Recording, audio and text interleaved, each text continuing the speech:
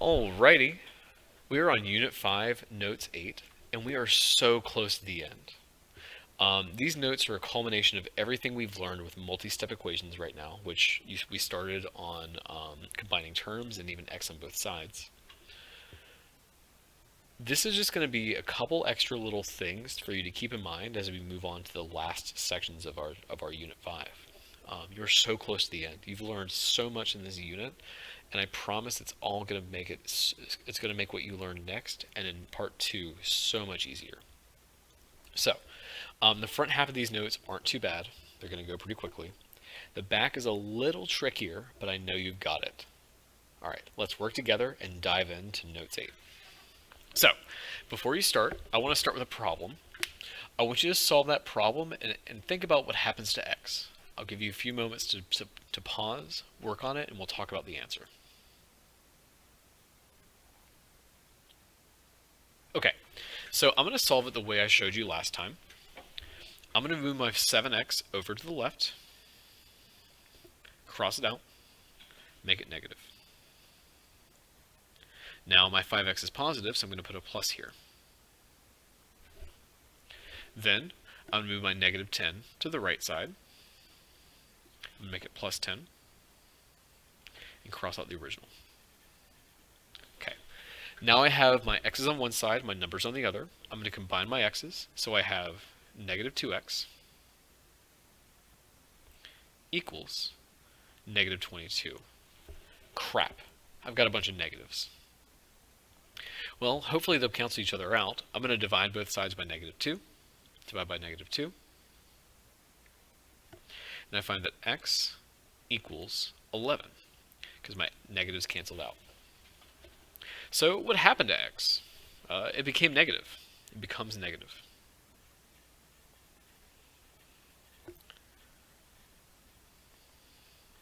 Do negatives just make our problems harder? Yeah, you betcha. You betcha. Negatives are just one extra thing that make questions a lot harder. If we could avoid negatives, that would make our lives so much easier. And guess what? We can. We can avoid negatives entirely when we solve for x. This is what these notes are going to show you. So, if you follow the rules in these notes, it'll save you a lot of time and stress, but it requires a little bit of planning. Sometimes it's easier to move x to the right side of the equation and not the left. You still solve for x the exact same way, but now you can avoid dealing with negatives. So let's look at the above problem again, but this time instead of moving x to the left, I'm going to move x to the right, starting with this 5x. I'm going to move this 5x over to the right side of the equation. So I'm going to cross out the 5x and make it negative. Okay. Then I want to move this negative 32 over and make it plus 32. Now I have a positive 32 minus 10. That gives me 22 on my left. And on my right I have 7x minus 5x, which is 2x. Now compared to up here, I have 22 equals 2x versus negative 2 equals negative 22x.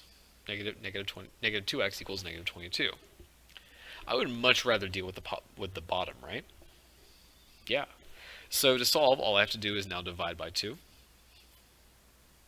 Divide by 2, and I find that 11 equals x. It doesn't matter if I have 11 equals x or x equals 11. It's still the same process. You just have the numbers flipped. So in the second question, I avoided negatives, which is way better than what we were doing before. So we have another pair of examples. I'm going to solve it the old way first. I'm going to move my x to the left,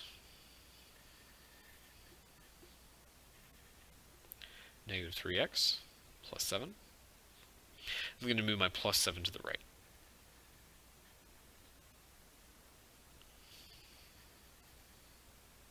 So now I have negative 3x minus 2x. It's going to be negative 5x equals, oh, I'm sorry, this should be minus 7.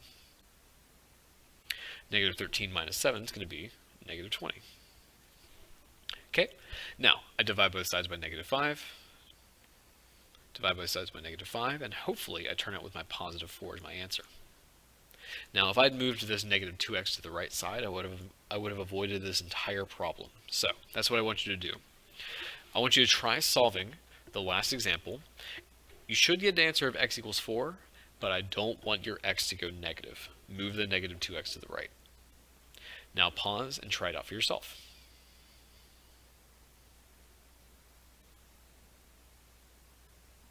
Okay, so I'm going to move my negative 2x to the right. It's going to become plus 2x.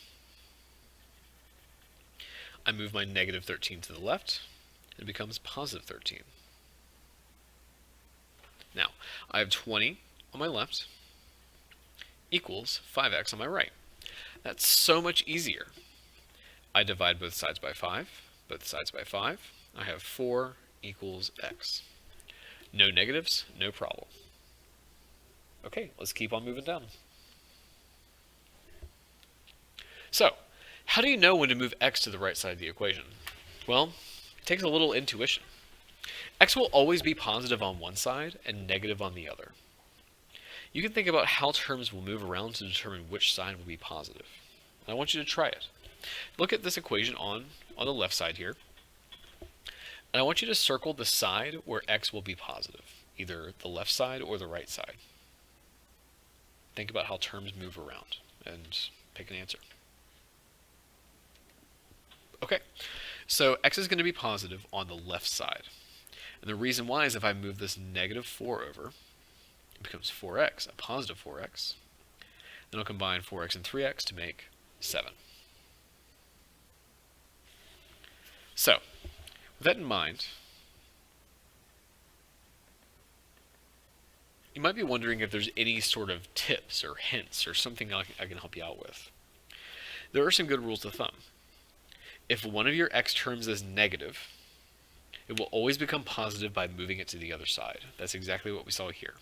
We knew the left side would be our positive side for x because we move our negative 4x over and make it positive. If both terms are positive, move the smaller x term to the side with the larger x term. And that's what we'll see right here. I want you to figure out which side is going to be positive, the left or the right. Okay, so it's actually going to be the right side that's positive this time. It has a positive x. And the reason why is because when I move this 3x over, it is going to subtract. But 4x minus 3x is still x. It's still a positive number. We don't go into negatives at all. Okay, so if we scroll to the bottom, we have checking understanding. I want you to solve for x in each of these questions without x becoming negative.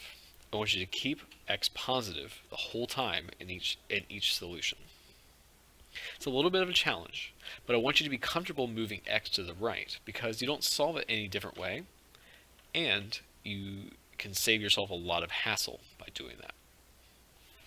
Once you're done, you can flip to the back.